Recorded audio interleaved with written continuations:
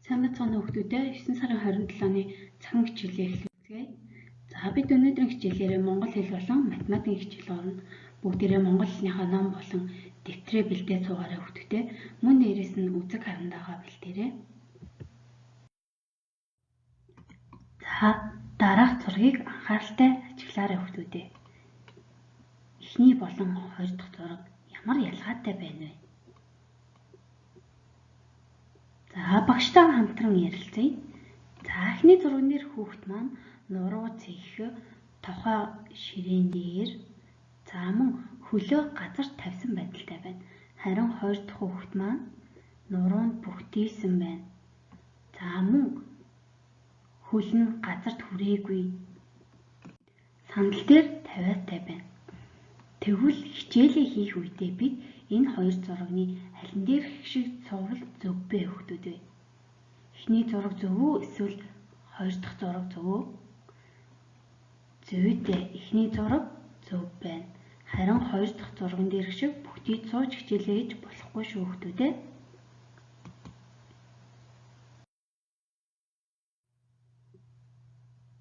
За мөн дараах зургийг анхааралтай ажиглаарай хүүхдүүд ээ. Эхний зурган дээрх үзгийг барьсан хүүхэд яаж барьсан байна вэ? Ингэж барих нь зөв хүүхдүүд ээ.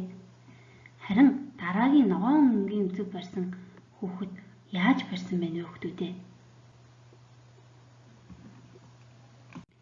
Бид үзгийг барихдаа эрхий болон долоовор хуруугаар барьж дунд хуруугаар доороос нь түшиж барьдаг. Тэгвэл эдгээр зургийн аль нь зөв бэ хүүхдүүд ээ? Хамтдаа харцгаая. Эхний зураг дээш, доош гэх мэт янз бүрийн байрлалаар барьсан учраас буруу байна. Харин хоёр дахь зураг маань үзгийг эрхий болон долоовор хуруугаар барьж мөн дунд хуруугаар доороос нь түшиж барьсан байна.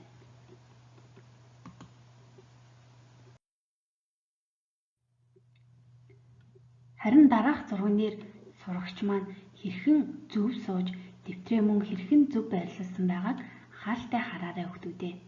Хичээлээ хийхдээ бид ч мөн адил зөв суух хэрэгтэй шүү.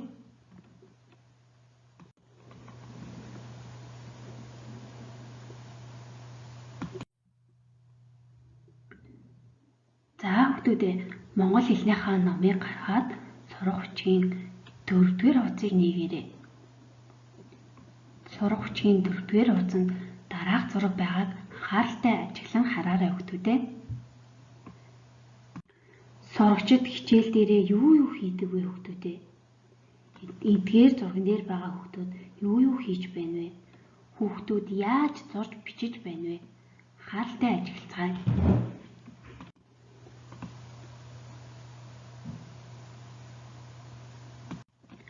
Одоо бүгдээрээ үндсэн зургийн хоёр хажууд байгаа зургийг харьцуулан ярилцгаая хүүхдүүд ээ. Эхний зургийг яагаад буруу гэсэн тэмдэглэгээр тэмдэглэсэн юм бол харин хоёр дахь зургийг яагаад зөв үе тэмдэглэсэн юм болоо хүүхдүүд ээ. Анхааралтай ажиглаарай. Зүйтэй эхний зурган дээр хүүхдүүд бүгдийг суугаад ширээгээ дэрлээд байж байна. Тэгвэл хоёр дахь зурган дээр хүүхэд маань тэгшхэн суугаад номоо уншиж байна. Хүүхдийн нурууны яс бүрэн бичээгүй байдаг учраас буруу суувал нуруунд бүгдгөр морий болдог хүүхдүүдээ. Тийм учраас бид үргэлж нуруугаа шулуун, цэх, зөв суух хэрэгтэй шүү. За харин хамтдаа дараагийн зургийг ажиглая хүүхдүүдээ. Эдгээр хоёр зураг ямар ялгаатай байна вэ? Бас эдгээр хоёр зурагны аль нь зөв, аль нь буруу юм бол хүүхдүүдээ? За эхний зурган дээр хүүхдийн дэвтрийг анхааралтай ажиглаарай хүүхдүүдээ. Эхний зурган дээр хүүхдийн дэвтэр нь ширээн дээр шууд шулуун байрлалтай байна. Харин хоёр дахь зурган дээр хүүхдийн дэвтэр нь налуу байрлалтай байна. Тиймээс бид дэвтрээ бичихдээ налуу байрлалаар бичих хэрэгтэй байдаг. Тэгвэл эдгээр хоёр зурганы аль нь зөв, аль нь буруу вэ? Номон дээрээ харандаагаар тэмдэглээрэй хүүхдүүдээ. Мөн 3 дахь зургийг анхааралтай ажиглаарай хүүхдүүдээ. Эдгээр хоёр хүүхдийн аль нь үзгээ зөв барьж, Аль нь буруу барьсан байна вэ? Номон дээрээ харандаагаар тэмдэглээд багштай илгээгээрэй хүүхдүүдээ.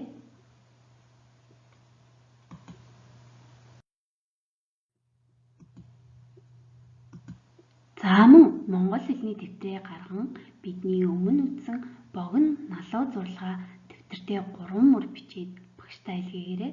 Мөн гэрийн даалгаварт ахин 3 мөр цэвэр намбай бичээрэй хүүхдүүдээ. Одоо бүгдээрээ математикийнхаа хичээлд орцгоё. Математикийн ном болон дэвтрээ бэлдээрэй хүүхдүүдээ. Мөн үүнээс гадна үзэг харандаагаа бэлтгэхээрэй. За хүүхдүүдээ математикийн номны 5 дугаар хуудсыг гаргаарай. За дараах зургийг анхааралтай ажиглаарай хүүхдүүдээ. Зурагт ямар үйл явдал болж байна вэ? Ямар амьтад байна вэ? Багштайгаа хамтдаа нэрлэе. Гахай, нохой, хэрэм, туулай, муур, мөн энд загас байна. Эдгээр амьтад маань юу хийж байгаа юм бол хүүхдүүдээ? Зүйтэй нуугдад тоглож байна. Тэгвэл эдгээр амьтад хаана нуугдсныг багштайгаа хамтаа ярилцъя. Туулай байшингийн хаана нуугдсан байна вэ хүүхдүүдээ? Наана нуугдсан байна уу? Эсвэл цаана нуугдсан байна уу? Зүйтэй туулай байшингийн цаад талд нуугдсан байна. Харин муур өвсний дээд талд нуугдсан байна уу? Эсвэл доод талд нуугдсан байна уу хүүхдүүдээ? Зүйтэй доод талд нуугдсан байна. Харин хэрэм модны дээд талд байна. Харин нохой хайрцагны дотор талд нуугдсан байна. Эдгээр амьтдын аль нь төрүүлж олдох бол хүүхдүүдээ та нар юу гэж бодож байна вэ? Гахай хамгийн эхэлж хэнийг нь олох бол? Дараагийн дасгалыг ажиллацгаая хүүхдүүдээ. Эдгээр бөмбөг хайрцагны хаана байрлаж байгааг багштайгаа хамтран ярилцъя. За эхний бөмбөг маань хайрцагны наад талд байрлаж байна. Харин дараагийн бөмбөг маань хайрцагны цаана талд байрлаж байна. Харин дараагийн бөмбөг маань хайрцагны хажуу талд байрласан байна. Тэгвэл дараагийн бөмбөг хаана байрласан байна вэ хүүхдүүдээ? Зүйтэй хайрцагны доод талд байрласан байна. Харин дараагийн бөмбөг хайрцагны дээд талд. Харин хамгийн сүүлийн бөмбөг хайрцагны дотор талд байрласан байна.